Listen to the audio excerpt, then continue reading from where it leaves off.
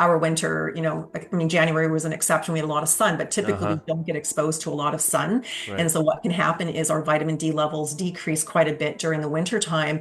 And not only is that not good overall for heart health, but it also helps to reduce our healthy mood levels, if that makes sense. Yeah. So vitamin D definitely is really good for like seasonal affective disorder, people that tend to get a little bit kind of down, if you will, in their mood.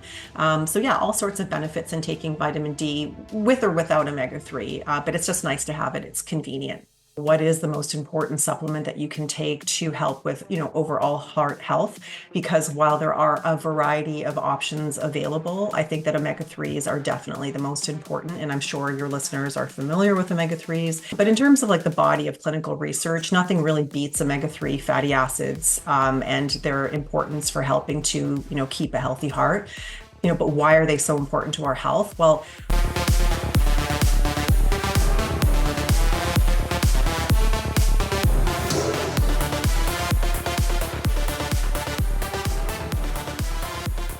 Welcome everybody back to the Healthy Habit Podcast. We're at episode 190 here. Today, I'm your host, Dr. Dayan of Healthy Habit Medical Center, located right inside Healthy Habit Health Foods at 6029 North 7th Street in Uptown Central Phoenix here, 7th Street, right on the corner of Bethany Home Road.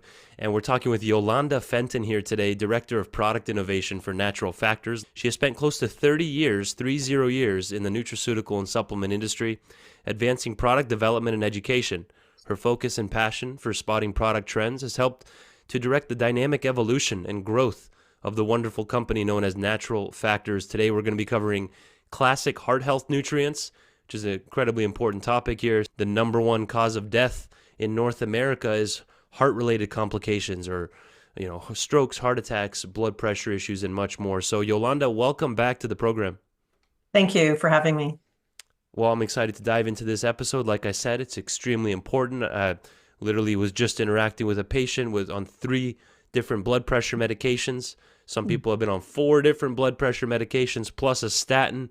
And every single time I check somebody's blood lipids, which is the cholesterol, triglyceride levels in the blood, everyone comes back with the dyslipidemia, so high off the charts on like 4 of those different types of cholesterol. So very important topic. Where do you want to start us off with? You can set the stage for us and then we'll dive a little bit deeper. Yeah, I definitely would emphasize what you stated earlier, that cardiovascular disease is hands down the number one killer of people worldwide. I would add to that metabolic diseases as well. Obviously, diabetes, like leading to diabetes, would be insulin resistance. Most people obviously wouldn't know they have insulin resistance, and then eventually they go to the doctor, dyslipidemia, as you said, and then they're diagnosed with diabetes, and there are multiple, like multiple pathological factors that contribute to cardiovascular disease and metabolic diseases. I would start off by talking about, what is the most important supplement that you can take to help with, overall heart health? Because while there are a variety of options available, I think that omega-3s are definitely the most important, and I'm sure your listeners are familiar with omega-3s. But in terms of like the body of clinical research, nothing really beats omega-3 fatty acids, and their importance for helping to, keep a healthy heart. But why are they so important to our health? Well, when we consume omega-3 fatty acids, what happens is essentially they make up, the components, a large component of our cellular membranes. It's kind of like the analogy I use is air traffic controller. Obviously making sure that planes are safely landing and planes are safely taking off, and that the overall air traffic is controlled, right? So there are no crashes. That's Right. kind of what I would say is analogous to our cellular membranes of every single cell in our body. We have to make sure that the health, the integrity of the cellular membrane is intact, because you want to make sure that all of the waste metabolic products that are produced in our bodies, just day in, day out, oxidative stress obviously adds to that, are leaving the cells and excreted out of the body in a healthy way. And then the same thing with allowing the nutrients from the foods that we eat or supplements that we take to go into our cells.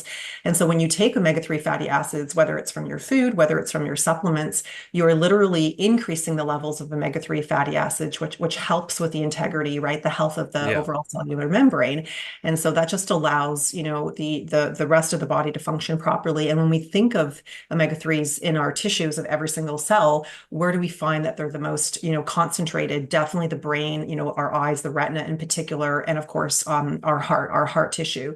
And so it just underscores the importance, right, of omega-3 fatty acid consumption in our diets. Beautiful breakdown. So one thing I love doing when putting together treatment plans or helping people to improve their lifestyle is looking at population trends as a whole society, and like in Middle East or in Africa or in Southeast Asia, but especially in North America, what most people aren't doing or what they are doing to stay healthy. And you could definitely say most people in North America are not overeating omega-3s, and that's not what's leading to where we're at in our society. In fact, it's probably the opposite, where it's undereating those while getting too much of the omega-6 fats. Correct? Do you want to elaborate on that a little bit more? Yeah, definitely. In our diet, especially North American diet, there is no question that most people living in US and Canada, most Western countries for that matter, do not consume enough omega-3 fatty acids, from like cold water fish, salmon, tuna, anchovy, sardines, mackerel. Seafood obviously provides that as well. And of course, there are plant sources, algae could be one example, but there are others like flaxseed, although that has to get converted. And like you said, we are consuming too many omega-6 fatty acids, mainly because we tend to eat too many refined foods, and omega-6 is just very ubiquitous in many, many foods. And so that imbalance of omega-3s to omega-6s really does create, a long-term effect of, like a cascading inflammation effect in our bodies. And so even if you are eating, say, one, like salmon every week or something like that, like one portion of seafood or Yeah. fish, it's not enough. And so that's where supplementation, is important, because omega-3 fatty acids really are effective for helping to quell that inflammation, because we know that inflammation is kind of like that starting point, that catalyst, if you will, leading to so many different, disorders in our body, chronic diseases in our body. Absolutely, well said. So can you differentiate a little bit between like chia, flax, algal oil for the vegetarian, vegan option, as well as just the classic, the fish oil like RX omega 3? Where do Mhm. you want to start us off with in that discussion? I know the plant versions may not necessarily have enough of the preformed omega 3s, but Exactly. algal oil does, correct? Yeah, so definitely algal oil is a bit of an exception when you look at it in comparison to all of the other plant sources, whether it's chia, whether it's flax, whether it's borage oil, even though that gives you obviously more omega-6. But the problem, of course, with plant-based omega-3s is that, again, with the exception of algae oil, because it gives you the direct EPA and DHA, which are your long-chain fatty acids, or the more bioavailable omega-3 fatty acids that your body needs. And so usually what happens is if people aren't healthy enough, that conversion of the short chain fatty acids that you would get from like a flax, for example, or a chia, it doesn't convert to the long chain fatty acid. Most of the time, we find it's because people are lacking the ability to convert short chain to long chain. Usually there are, vital enzymes like delta 6 desaturase or elongase that are required for that conversion. People wouldn't necessarily know that they're not converting short chain to long chain. And then eventually they realize, oh, this product isn't working for me. Whereas when you take omega-3 fatty acids like directly from, a fish source or a seafood source, like, I mentioned salmon Right. and tuna as examples, you're already getting the long chain fatty acids. Natural Factors has a really great, very high potent product called RX omega-3 factors. It's available with vitamin D, without vitamin D, because we know the importance of vitamin D overall. But basically, you're getting 2,000 milligrams per two soft gels from the RX omega-3 factors. And that's a really good amount, because when you look at, again, the fact that most people aren't getting enough omega-3s in their diet, it's just a really nice, convenient, simple way to, make sure that you're getting your daily omega-3 requirements. Correct. I'm going to do a quick screen share here on that, what you just highlighted there, the RX omega 3. This one is the one with vitamin D. The gives you 1,000 IUs per two soft gels, it looks like Yeah. here. But if you scroll down, this is straight from naturalfactors.com, folks. You can even see the different sizes, the 60, 150 soft gels, but then we have just the irregular formula here, ultra strength as well. And just for this discussion, this is the regular 1260 milligram RX omega 3. So how does somebody know how to navigate this? Maybe if they've been historically low in vitamin D, it makes sense to add the ultra strength with the vitamin D. What's a good starting point here on RX omega 3? I definitely think that if you are the type of person that is not getting enough omega-3 in your diet, and Yeah. I typically say if you're not eating like fish, or omega-3, like a rich omega-3 source, 3 times a week at minimum, you definitely should be supplementing. And of course, if you already have, cardiovascular disease like high blood pressure, elevated lipids, then definitely you need to be taking it on a regular basis, on a daily basis. So I definitely think the RX omega-3, the higher potency version, with or without vitamin D. I think I prefer the one with vitamin D, especially during the winter time when we don't Yeah. get enough sun exposure. But the vitamin D levels that are recommended by the government, it's way too low. And so even if you Yeah. take the one with vitamin D and perhaps you're already getting a vitamin D through like your multi or whatever, you're not going to overdose. So I definitely think the one with vitamin D would be my preferred choice. And then give us another quick reminder exactly. So when you take the omega 3s, the EPA, DHA, a critical thing that they're doing is becoming part of the cell membranes, correct? What else exactly? What would be like the top three ways that they're like, mechanism of action without going too deep with like pathway names and all this? Mhm. Exactly what are they doing on a cellular level to help our heart, brain, immune system?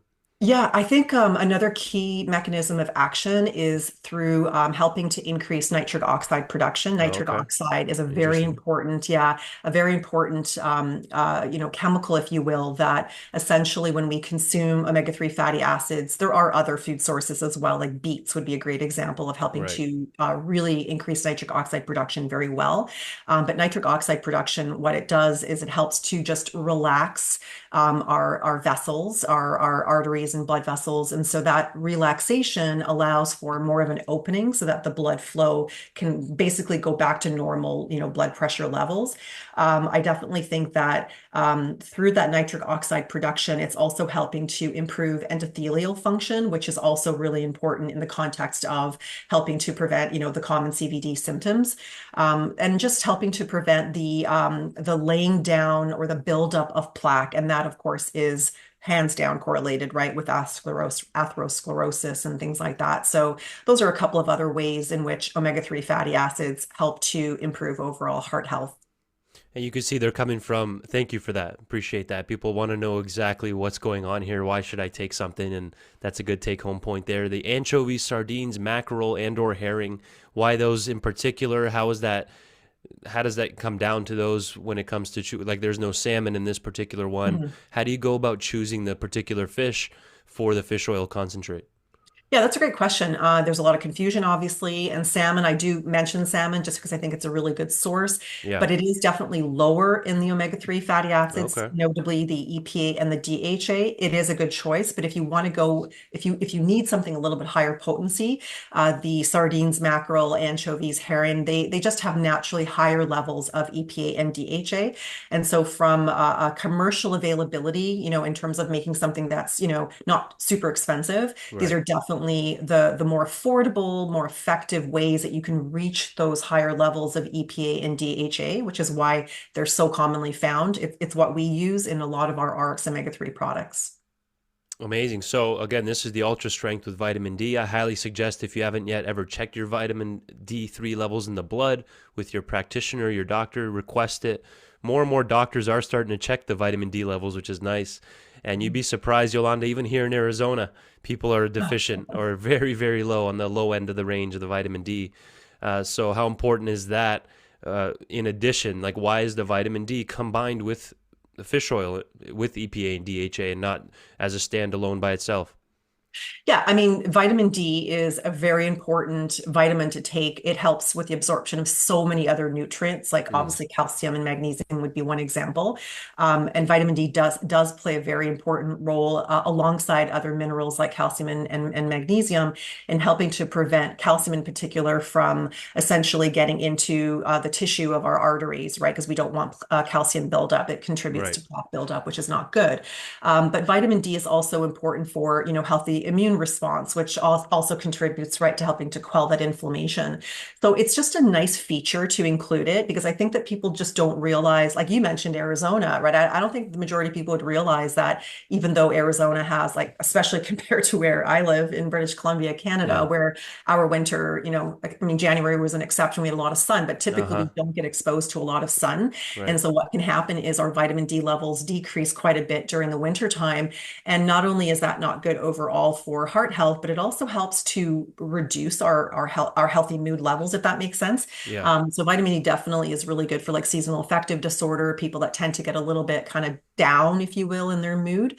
So yeah, all sorts of benefits in taking vitamin D with or without omega-3, but it's just nice to have it. It's convenient. Thank you for highlighting that. Yeah, it's truly a hormone, really. Mhm. Vitamin D is pumped out by the kidneys. It's called vitamin D, but it's actually technically a hormone, which is really interesting. It plays a role in the entire body, as you just mentioned, mental health, Mhm. bones, directing traffic, helping other nutrients to get absorbed. That's really interesting. And I thank you for highlighting on the nitric oxide potential with EPA DHA. I don't think I've ever made that connection, or we haven't really discussed that on previous episodes. So that's important. People don't think of that, and then in turn, that's going to help the cardiovascular system and the arteries and the blood flow work better. So appreciate you highlighting that. So that's good on the EPA DHA. Sufficient levels. Maybe we can hit on that before we move on to some other nutrients on a heart healthy list that we want to cover today. What's a good aim per day? You might have mentioned it quick, but what's a good take home there? Like 2,000 milligrams, 4 grams a day. Some docs recommend. What do you think? What's a good starting point? Of course, we're not giving medical advice, but just what the literature shows, at least, to produce some of the benefits. Yeah, I mean, that's a great point. What the literature says is that a good maintenance amount is about 1 grams or 1,000 milligrams a day of EPA and DHA. And I really want to emphasize to your listeners that when you look at labels, especially in the US, they tend to express the potency per serving, which could be 2 soft gels or 3 soft gels, or sometimes 4 soft gels or more. Again, in Canada, it's different. Legally, we're supposed to only reference the per one pill. And so for consumers, it can get a little bit confusing.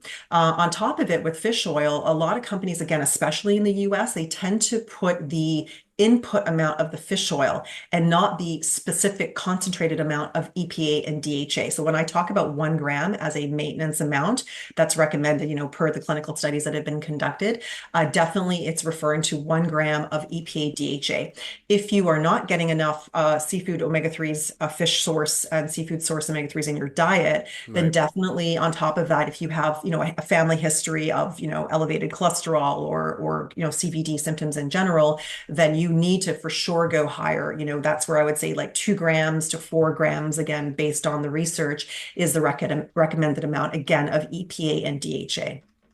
Perfect. And then next up on the list, we want to discuss magnesium because this is a critical mineral that most, I've found a study here, half of all Americans are magnesium deficient, at least. I've heard even numbers like 87%.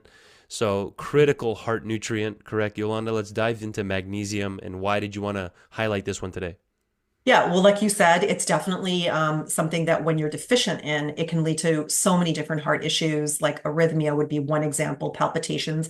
I find a lot of people are increasingly complaining about palpitations, and it's not necessarily like an automatic, oh, you're deficient in magnesium, but I really feel based on the literature that more and more I'm convinced that it is a key indicator of magnesium deficiency. It also can lead to the increased risk of other cardiovascular events. So it's a really important mineral for overall heart health.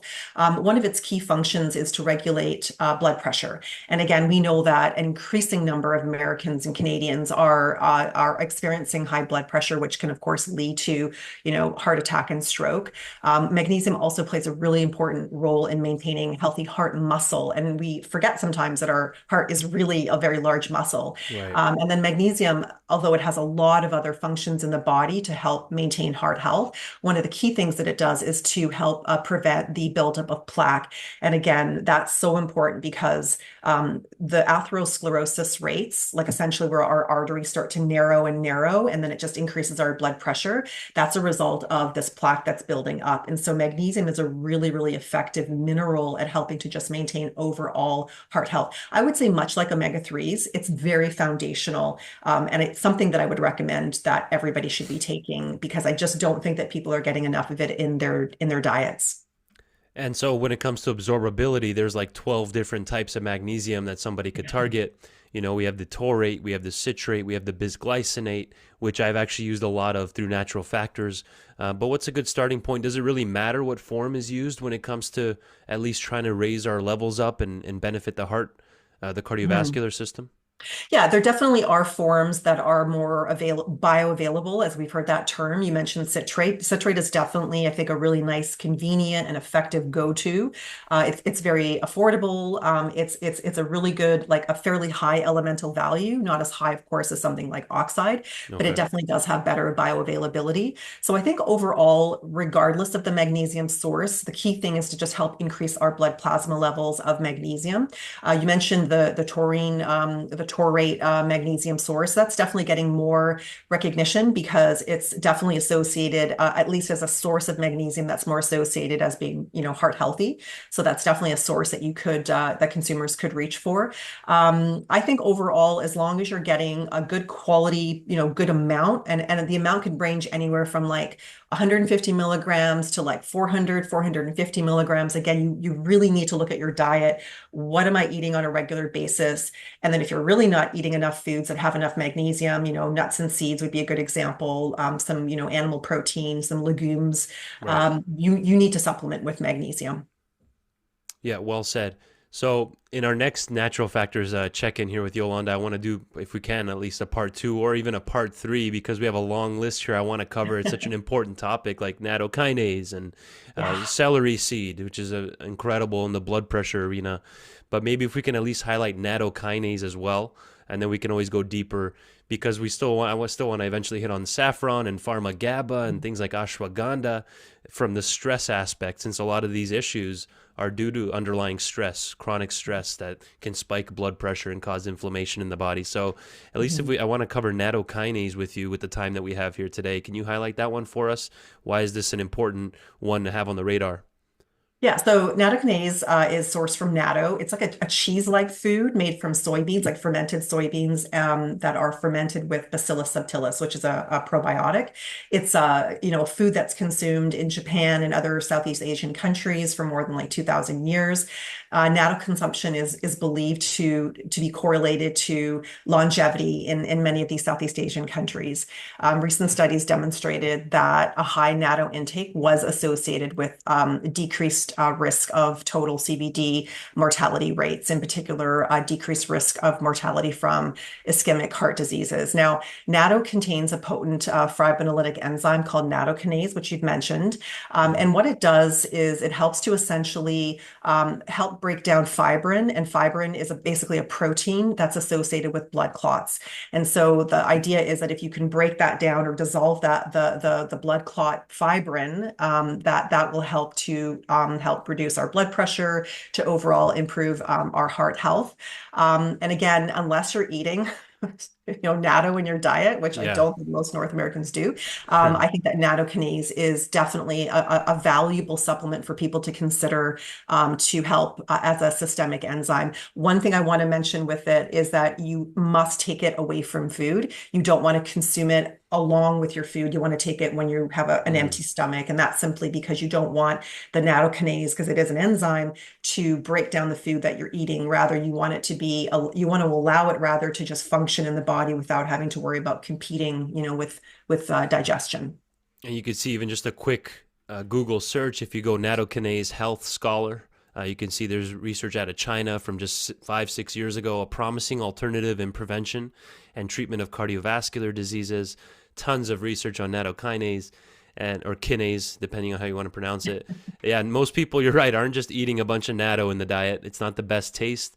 And same with things like seaweed and kelp. That's why I like using a lot Hmm. of kelp clinically, because it goes back to what I was saying earlier on population trends.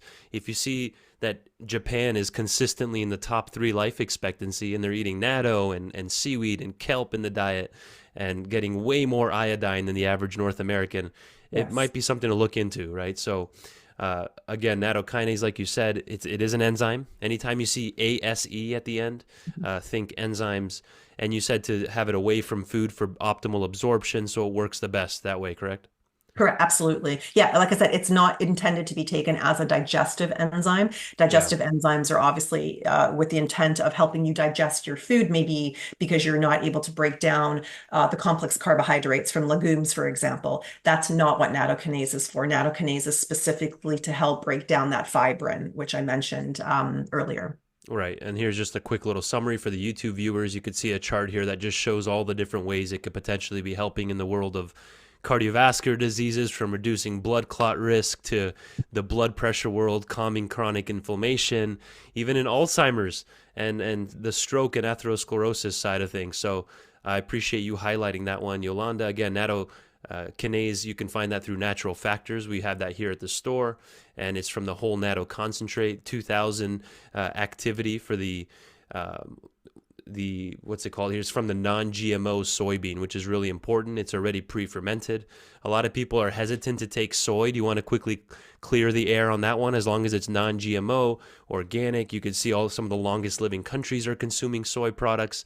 Do you want to touch on that a little bit? Yeah, definitely. I think it's hard, right? Because when people just assume or they've read rather, oh, soy is not good for you. Right. It's kind of like they've, already convinced themselves I have to stay away from soy. But the reality is that we have, so many people around the world that are consuming soy and have been for hundreds and hundreds of years. And clearly, we look at their longevity rates, as you've mentioned, like using Japan as an example. Typically, when someone is sensitive to soy, it's usually because of the protein that's found in soy. Hmm. And for something like nattokinase, it does not have soy proteins. There's literally no soy Okay. protein. So you can consume nattokinase even if you had a sensitivity and have no issues. But I know that that's hard to convince someone of I get that. it. Yeah. Yeah, so I'm not definitely on that bus of bashing soy. I think that there's Yeah. so many benefits to it, and it's really unfortunate. But yeah, definitely not a concern in the context of nattokinase and the soy protein. Right. It's actually a regular part of my diet Mhm. personally. My strength is great in the gym, and it's like it brings you. It's good to have a mix, a little bit of all types of protein, right? But always Absolutely, by default, anyways, we should be choosing organic, non-GMO, not just for soy. So, definitely. what's a good place people can learn more? I do want to get a part 2 going with you on this here in the near future, because there's still a bunch I want to highlight on this topic. Is naturalfactors.com a good starting point for now?